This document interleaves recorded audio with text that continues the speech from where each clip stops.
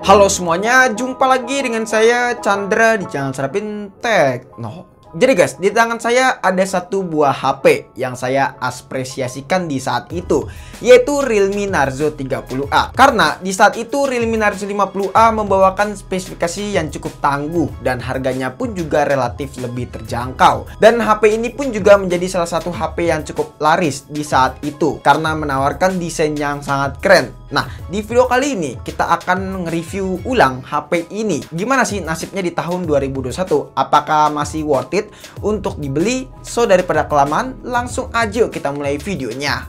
Let's go!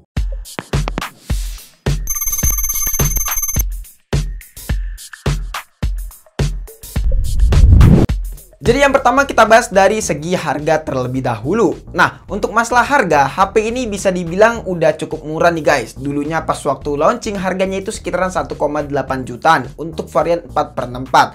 Nah, tapi sekarang kalian bisa dapatkan HP ini dengan harga 1,4 jutaan aja guys. Jadi dengan harga segitu, apakah HP ini masih bisa dibilang worth it? Kita bahas dari segi desain terlebih dahulu. Untuk desainnya sendiri, HP ini memang bisa dibilang cukup unik ya. Bahkan Realme saya bisa katakan sukses dengan membuat desain seperti ini di seri Narzo-nya mereka. Dan desain seperti ini masih diadaptasi lagi ke seri terbarunya, yaitu Realme Narzo 50A. Dari segi tampilan, HP ini memang terlihat simple dan minimalis. Tapi walaupun begitu, bobot dari HP ini masih kerasa berat guys. Kalau saya rasakan bobotnya ini di atas 200 gram, yaitu lebih tepatnya di angka 205 gram. Untuk bagian belakangnya sendiri, HP ini bermaterial plastik alias polikarbonat dan bertekstur doff. Jadi nggak gampang ninggalin bekas sidik jari nih guys. Kelengkapan port-portnya sendiri dari HP ini udah cukup lengkap banget. Di bagian bawah ada lubang jack 3,5 mm, ada lubang USB Type-C, dan juga ada lubang speaker. Di bagian kanan ada tombol power dan juga volume up and down. Di bagian atas polosan, dan di bagian kiri ada slot SIM card yang sudah bisa dual SIM dan satu SD card. Oh ya, satu lagi ketinggalan. Di bagian belakang ada sensor fingerprint yang masih responsif banget sampai saat ini. Jadi untuk fingerprintnya nggak ada kendala sama sekali ya guys ya. Tapi kalau kalian lihat di sini, sayangnya untuk bagian frame kameranya dari HP ini sudah terlihat rusak ya guys, karena memang HP ini dipakai sama abang saya yang dimana pemakainya itu sangatlah barbar. Jadi hasilnya ya seperti inilah, kameranya udah mulai bopak-bopak gitu. Jadi sekarang kita pindah ke bagian layar. Layar sendiri, HP ini memiliki ukuran layar sebesar 6,5 inch menggunakan desain water dot display dengan resolusi Full HD Plus alias 720p dan berpanel IPS. Di atas kertas memang spesifikasi dari layarnya ini tidak ada yang spesial ya guys ya, sangatlah pas-pasan banget kalau menurut saya. Dari resolusi layarnya aja cuma 720p. Walaupun memang layarnya ini bisa di-push hingga 470 nits untuk kecerahannya, tapi kalau dipakai di luar ruangan pun juga masih kerasa ya nggak terang-terang banget sih guys ya, dan biasa aja. Apalagi saya sering banget ngelihat layar HP yang sekarang itu udah pakai resolusi Full HD Plus. Jadi ketika pindah ke resolusi SD Plus rasanya itu beda banget guys, dan serasa kurang tajam gitu pikselnya. Mungkin kalian pernah lah ngerasain momen ini ketika kalian menggunakan resolusi yang lebih tinggi tapi kalian pindah ke resolusi yang lebih rendah, bakalan kerasa banget perbedaannya. Dan itu saya alamin di Realme Narzo 30A ini. Bahkan yang menyedihkannya lagi, seri terbaru dari HP ini masih menggunakan resolusi SD Plus juga. Realme suka bercanda ya guys. Tapi ada satu bagian yang saya salutin dari HP ini. Sejauh ini saya pakai layarnya ini nggak ngalamin kendala yang aneh-aneh. Dari mulai layarnya delay touch, ghost touch, ataupun susah di touch, itu saya nggak ngalamin sejauh ini. Saya pakai layarnya si HP ini. Jadi menurut saya walaupun spesifikasinya ecek-ecek, tapi layar dari HP ini cukup responsif sejauh ini saya pakai. Dan nggak ada delay sama sekali guys. Lalu untuk jeroannya sendiri, HP ini menggunakan MediaTek Helio G85. Peran yang sangat penting dari HP ini, karena kalau HP ini tidak menggunakan SoC dari MediaTek Helio G85, mungkin saya nggak bakalan bahas lagi HP ini. Nah, jadi dengan menggunakan Helio G85, HP ini bisa dikatakan masih worth it harusnya ya guys ya. Tapi saya berkata tidak, karena yang saya alamin HP ini gampang banget overheating. Apalagi pas waktu buat diajak ngegame. Contohnya buat main game PUBG New State dan juga main game Max. Di situ kerasa panas, padahal baru main sekitaran 10 menitan aja. HP ini tidak nyaman banget kalau buat main game-game seperti itu. Tapi kalau buat main game Mobile Legends aja, HP ini udah bisa ngelibas dengan cukup baik.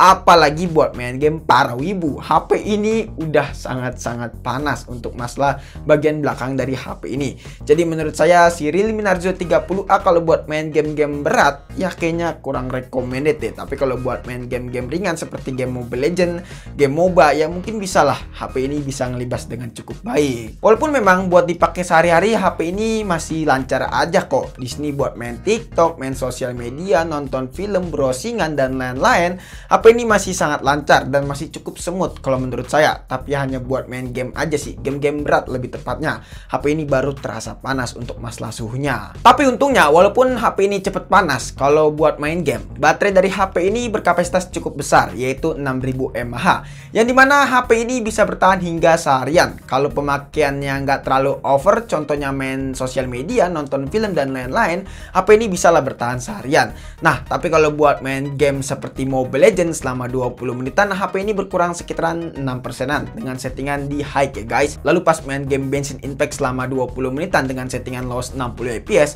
HP ini berkurang sekitaran 13%-an guys. Ya, agak lumayan boros guys buat main game para wibu itu. Lalu untuk pengisian daya cepatnya, HP ini mampu sampai 18 watt aja. Dan pengisian dari 20% sampai 90% itu memakan waktu sekitaran 3 jam 10 menit guys. Tapi yang jelas untuk masalah baterai, HP ini masih cukup bisa bertahan dengan baik lah, walaupun mengingat usianya sudah 9 bulanan guys. Apalagi abang saya makainya barbar dan sering banget main game sambil ngecas. Tapi baterai HP ini masih cukup bertahan lama lah pas waktu saya coba selama 2 minggu belakangan ini. Lalu dari sektor kamera, HP ini memiliki konfigurasi dual kamera aja. Dengan kamera utamanya beresolusi 13 megapiksel, lalu 2 megapiksel untuk lensa depth sensor dan 8 megapiksel untuk kamera depannya. Nah, untuk hasil fotonya sendiri ya kita nggak bisa berharap lebih lah dari Realme 30A ini, karena memang dari awal fokus dari HP ini sebenarnya bukan dari kamera sih. Dari pas waktu launchingnya pun juga memang HP ini bukan difokuskan untuk kamera, tapi lebih ke nge-games ya. Soalnya memang kamera dari HP ini sangat pas-pasan banget untuk masalah spesifikasinya. Dan kalian bisa lihat sendiri aja lah untuk hasil kamera dari si Realme Narzo 30A ini. Oh ya, by the way, HP ini tidak memiliki sensor gyro hardware. Jadi buat perekaman videonya sangatlah jedak-jeduk ya guys, alias gempa bumi. Jadi guys, ini adalah hasil perekaman kamera belakang dari Realme Narzo 30A di resolusi 1080p di 30 fps ya. Teman-teman bisa lihat sendiri untuk hasil videonya ya. Di sini nggak ada fitur image stabilization alias stabilization, nggak ada. Jadi untuk hasil videonya jelas jedak-jeduk ya guys ya. Nah, jadi kalau ini adalah hasil perekaman kamera depan dari Realme Narzo 30A di resolusi 1080p di 30 fps juga ya guys ya. Jadi teman-teman bisa lihat sendiri nih untuk hasil perekaman kamera depannya dari Realme Narzo 30A ini. Kesimpulannya sebenarnya apakah HP ini masih worth it? Kalau menurut saya sih HP ini worth it aja ya guys ya. Tapi kalau misalkan kalian pemakaiannya itu buat main sosial media aja, seperti nonton film, terus juga balas WA mungkin ya, atau enggak main TikTok kan, atau enggak buat main game Mobile Legends aja, HP ini masih worth it banget sih. Mengingat harganya udah mulai murah, sekitaran 1,3 sampai 1,4 jutaan kalian udah bisa mendapatkan Helio G85. Yang menurut saya itu metabene Helio G85 masih oke banget buat dipakai di tahun 2021. Apalagi masih banyak kok HP-HP yang masih menggunakan Helio G85. Contohnya seperti Realme Narzo 50A yang masih menggunakan SoC Helio G85.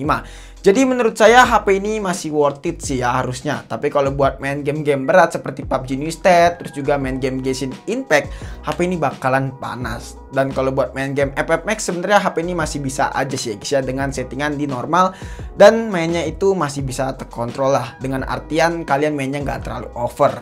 Ya, jadi menurut saya HP ini masih worth it lah untuk kalian beli. Tapi saran saya belinya mendingan second aja guys ya, ketimbang beli baru.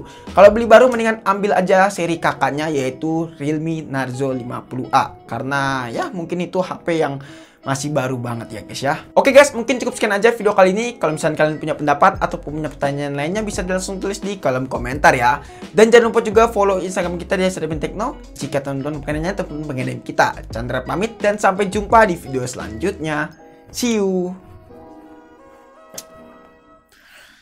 Dulu ini paling gue bangga-banggain sih. Tapi sekarang biasa aja seri yang terbarunya nih. Narzo 50A. Jadi tertarik sama brand sebelah kan.